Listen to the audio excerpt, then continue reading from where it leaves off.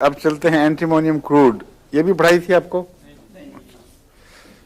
Antimonium crude जिसको antimony कहते हैं, ये सुरमा होता है। जो हमारे अक्सर सुरमा जो देसी चलता है ना, उसमें एंटीमोनियम के पाउडर पे वो मिला देते हैं मुख्तलिफ दवाएं और उससे हर एक का अपना अपना सुरमा बन जाता है, मगर उसका बेस जो है एंटीमनी ही है।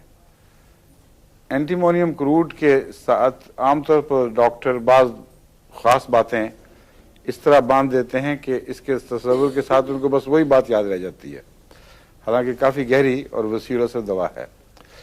सबसे ज़्यादा इस दवा को से के इस्तेफादे के रास्ते में एक डॉक्टरों का जुमला रोग बना हुआ है।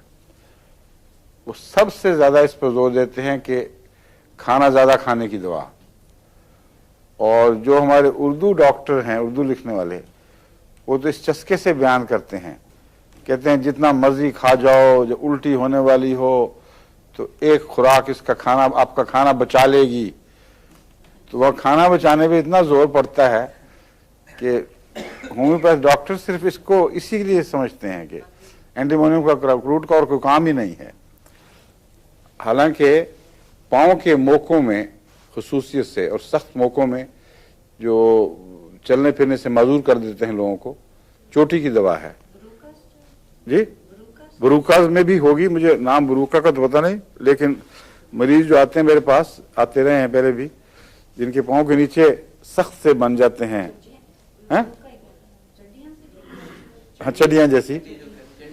चंडी तो और चीज है, वो तो चौड़ी सी फैली हुई होती है, ये कील की तरह चीज निकलती है, बरूका। हाँ, और दूसरा मोका जिसको हम कहते हैं, उंगलियों वगैरह के मोके, और नाखून के बिगड़ने से इसका बड़ा ताल्लुक है। और नाखून जब बिगड़ते हैं तो जरूर जिस्म में कोई गहरी कमजोरी होती है, इसलिए मैं इसे डिपेक्टिंग समझता हूँ। बुढ़ापे में भी नाखूनों की शक्ल बिगड़ जाती है, जिसका मतलब है कि पूरा जिस्म में खून सही दौर नहीं कर रहा जी। लकीरें पढ़ना कोई खास इलामत है, जो जरूरी नहीं कि गहरी बीमारी की इलामत हो, किसी दवाई से ठीक हो जाती हैं खुद ब खुद। मेरी लकीरें पड़ी थी, अब कोई लकीर नहीं रही, बिल्कुल साफ हो गए हैं। 3-4 लकीरें पड़ी थी और पता नहीं मैंने क्या खाया, मुझे याद भी नहीं, लेकिन बिल्कुल शफाफ हो गए हैं, साफ। ये नाखूनों की दवा भी बेहतरीन है, बेराटाकाब। और अगर ज्यादा गहरे मर्ज ना, एंटीमोनियम क्रूड, अगर ज्यादा गहरा मर्ज हो नाखूनों का तो उसमें उंगली पिचकती है और नाखून फिड्डा सा हो के साथ बैठ जाता है और बिल्कुल बेजान हो जाता है। उसमें सोराइनम बहुत अहम दवा है।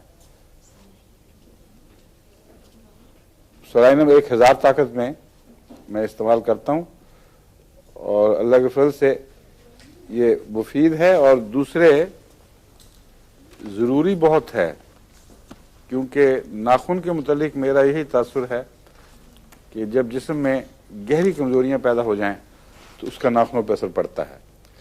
और सोराइनम गहरी कमजोरियों से ताल्लुक़ रखने वाली दवा है, इसलिए इसको ऐसे मौके पर इस्तेमाल करना चाहिए जी। आइडियल है फंगस के लिए सोराइनम। 1000 ज़्यादा भी देख ले। अगर दवा सही लगती हो तो फिर पोटेंसी से इतना ज़्यादा फर्क नहीं पड़ता, बाज़ सूरतों में पड़ता है, बाज़ में नहीं। मसलन नाखूनों वगैरह में अब 1 लाख की भी दे दें तो काम करेगी, मगर मैं अमूमन निस्बतन दरमियाना हाथ रखता हूँ। बाद लोगों को शौक है, डॉक्टरों को बहुत ऊंचा देते हैं, वो ठीक नहीं, क्योंकि अगर ऊंची दवा दी जाए और गलत हो जाए और फिर उसके बाद उसको बदलना पड़े तो बाज़ दफ़ा आपस में टकराव से गहरे असरात पैदा हो जाते हैं। इसलिए पहले 200 या 1000 देनी चाहिए। अच्छा, इस 200 से कम मैं सोराइनम नहीं देता।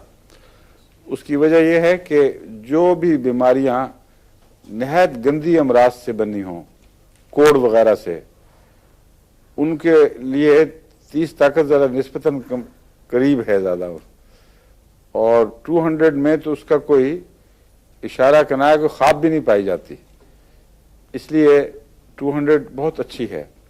और बाद और डॉक्टर भी जो अच्छे काबिल हैं और किताबों के मुसन्निफ हैं, उनमें मैंने देखा है ये बात हमेशा खुद अपने लिए एहतियात करते हैं और जिक्र भी करते हैं कि नोसोड्स में ज़्यादा ऊंचा जाना चाहिए।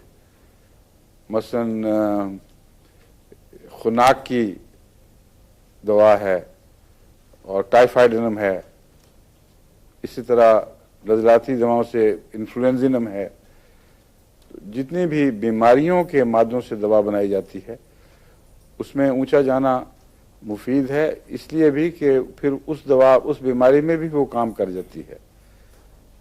लेकिन उसको कहते हैं एसोपैथी,